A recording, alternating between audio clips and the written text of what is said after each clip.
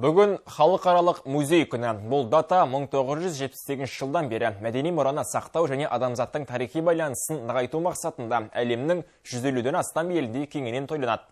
Өңірде биыл дәстүрлі мереке жылдағыдан ерекше аталып өтілді.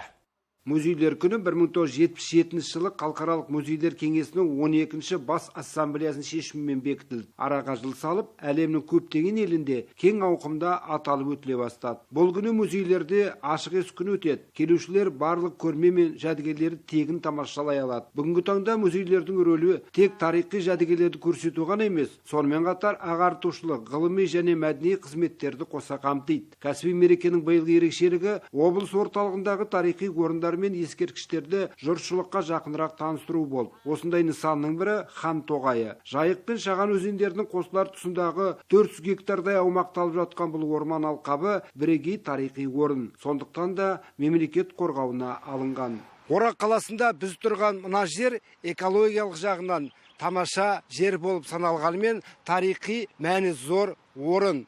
Өйткені 1812 жылы Бөкей ханды осында ақ киізге отырғызып хан сайлаған.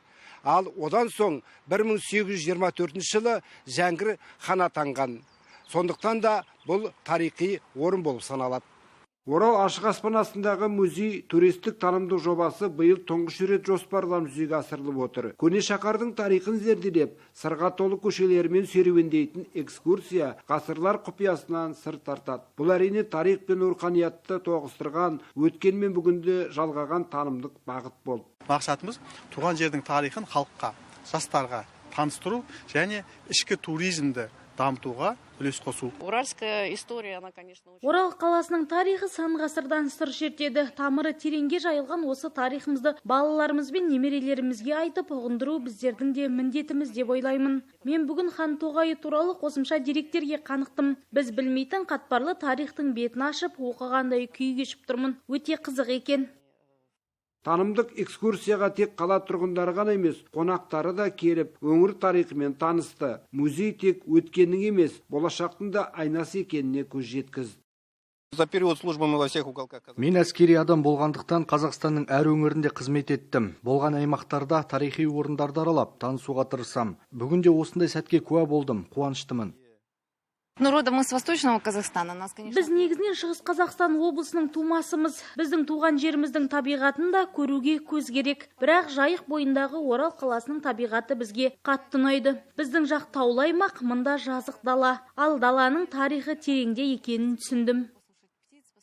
Музей күніне арналған бағдарлама аясында атадан қалған ақсауыт көрмесі ұйымдастырылып, белгілі өлкетанушы Жәнібек Әбілпейісов сауыт пен басқұрт тоқу бойынша шеберлік сағаттарын өткізді. Ол өз шәкірттерімен бірге музей жасақтап, тарихи жәдігерлерді қалпына келтірумен айналысып жүр. Бір айдың ішінде оқушыларым салмағы 16 килограммдық сауытты тоқып шықты. Ол кезде енді жуан сымтап болды бізге 2 миллиметрлік. Одан кейін мына сауытты миллиметрде 2 қалыңдықтағы неменен тоқыдық. Бұған 20 күнде шығарды оқушылар. Бұған 20 мыңдай сақина жұмсады. Облыстық музейде 18 бөлім бар. Қорда 203.393 жәдігер сақталған. Жыл басынан бері 20 мыңға жуық келуші музей табалдырығын аттап, өңір тарихымен танысқан. Биыл Батыс Қазақстан облыстық тарихи өлкетану музейінің құрылғанына 190 жыл толып отыр. Лұқпан Елеу, Алтынбек Тынышқалиев, Кенжебек Салықов, Ақжайық, Ақпарат.